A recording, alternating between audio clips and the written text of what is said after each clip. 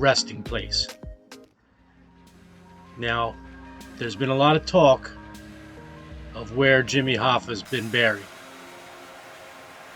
But the best reliable information I have right now is from Weird, New Jersey.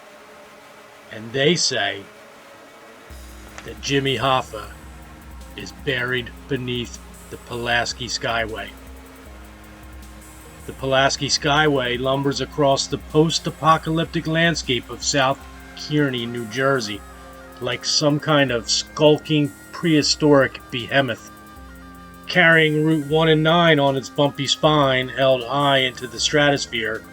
The span traverses a mosaic of toxic waste dumps, oil refineries, and general urban blight.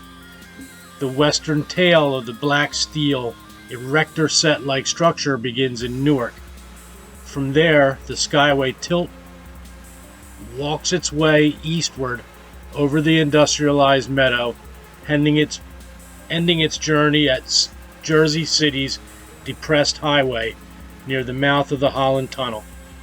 Until the end of the 1980s, the highlight of any trip across this 3.5-mile, 4-lane expanse was witnessing the fires that seem to burn continuously beneath the Skyway where it straddles the long-dead Hackensack River. The flames, which dotted a reedy field on the Jersey City side of the water, appeared to be small brush fires from the lofty roadway. Upon closer examination, though, one could see clearly that the flames were actually coming right up through the ground, as if from hell itself. The fires burned day and night and cast a noxious pall of thick gray smoke across the nearby Freeman Avenue housing projects and Holy Name Cemetery. The burning fields, which were known by the name of Brother Muscato's Dump, or the PJP Sanitary Landfill, began accepting trash in 1969.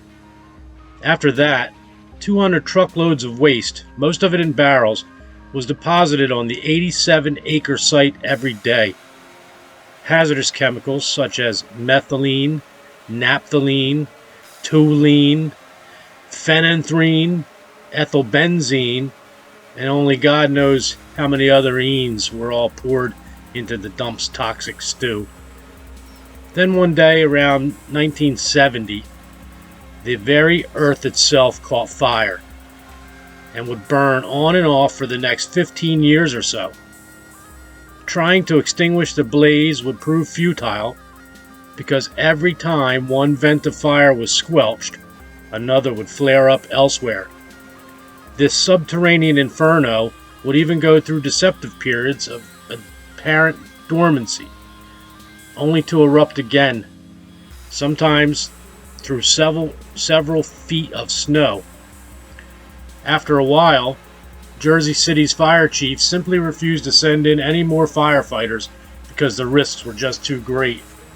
So there the burning fields would smolder, year in and year out, until fears that the fires might eventually melt the steel legs of the mighty Skyway dictated that something had to be done. The Texas firm of Boots and Coots, who would later gain national attention for putting a damper on Kuwait's oil field fires after the Persian Gulf War, was contracted to snuff out the inferno. Suddenly gone were the hellish yellow-orange fingers which used to claw their way up through the oily riverbanks.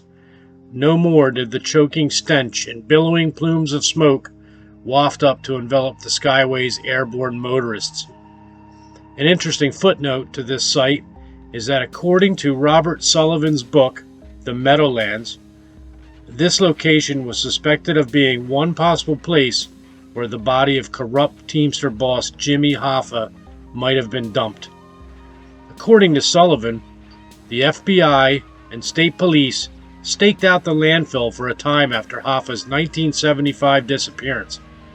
It had long been part of the New Jersey lore that Hoffa was disposed of by the mob somewhere in the Meadowlands. All that we can say is this: if the burning chemical fields beneath the Pulaski Skyway really are the final resting place of Jimmy Hoffa, there wouldn't be much left to him to identify, even if his body was to be found.